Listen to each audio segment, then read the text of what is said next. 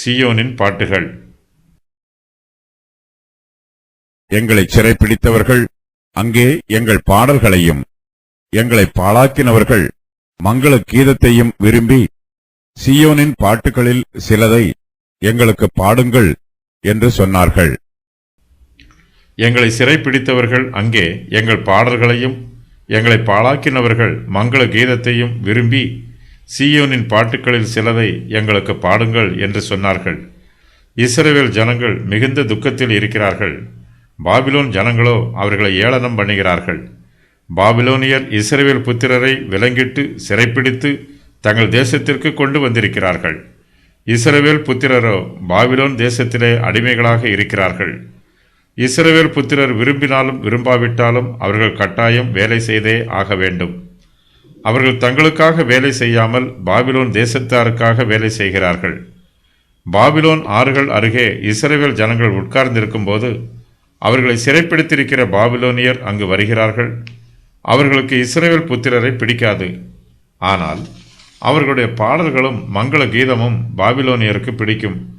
பாபிலோனியர் இஸ்ரவேலரை சிறைப்பிடித்து அவர்களை பாழாக்கி போட்டிருக்கிறார்கள். இஸ்ரவேலரும் தங்களுடைய அடிமைத்தனத்தை நினைத்து வருத்தத்தோடு இருக்கிறார்கள். இந்த சூழ்நிலையில் மங்கள கீதம் பாடுமாறு பாபிலோனியர் அவர்களை கேட்டுக்கொள்கிறார்கள். இப்போது துக்கத்தில் இருக்கிற இஸ்ரவேல் ஜனங்களால் தங்களுடைய பழைய சந்தோஷத்தை நினைத்து பார்க்க முடியவில்லை. சீயோனை நினைத்து அழும்போது அவர்களால் மங்கள கீதத்தை பாட முடியவில்லை. கர்த்தருடைய பிள்ளைகள் எல்லா சூழ்நிலைகளிலும் கர்த்தரை துதித்து பாட ஆயத்தமாய் இருக்க வேண்டும். நம்முடைய பாடல்களை கர்த்தருக்காக பாட வேண்டும். பாபிலோன் தேசத்தாருக்காக நாம் பாடாவிட்டாலும் கர்த்தருடைய சமூகத்தில் கர்த்தருக்காக துதியின் கீதங்களை, ஸ்தோத்திர கீதங்களையும் மங்கள கீதங்களையும் பாட வேண்டும். நாம் சீயோனை துதித்து பாடும்போது கர்த்தருடைய நாமம் மகிமைப்படும். பாபிலோன் ஜனங்கள் இஸ்ரவேல் ஜனத்தாரையும் இஸ்ரவேலின் தேவனையும் தூஷிக்கிறார்கள். பழிவாங்குதல் கர்த்தருக்கு உரியது. கர்த்தர் தமக்கு ஏற்ற வேளையில் தம்முடைய தெய்வீக சித்தத்தின் பிரகாரமாய் தம்முடைய சத்துருக்களை நீதியாய் நியாயம் தீர்ப்பார். இஸ்ரவேல் ஜனங்களை பாபிலோனியர் சிறைப்பிடித்தார்கள். சிறையிருப்பு காலத்தில் பாபிலோனியர் இஸ்ரவேல் ஜனங்களிடம் அவருடைய பாடல்களை பாடுமாறு கேட்டுக்கொண்டார்கள்.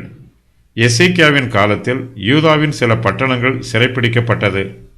இந்த வசனம் எழுதப்பட்ட காலம் அசீரியருக்கு கீழ் இருந்த பாபிலோனியரின் காலமா அல்லது நேபுகாத் நேச்சாரின் காலமா என்று தெளிவாக தெரியவில்லை. நேபுகாத் நேச்சாரின் காலத்தில் 133 வருஷங்களுக்கு பின்பு இஸ்ரவேலின் 2 கோத்திரத்தார் சிறைப்பிடிக்கப்பட்டார்கள். இவர்கள் பாபிலோனில் சிறையிருப்பில் இருந்தபோது இந்த சங்கீதத்தை பாடியிருக்கலாம், அல்லது சிறையிருப்புக்கு பின்பு தங்களுடைய சிறையிருப்பின் அனுபவத்தை நினைத்து இவர்கள் இதை பாடியிருக்கலாம்.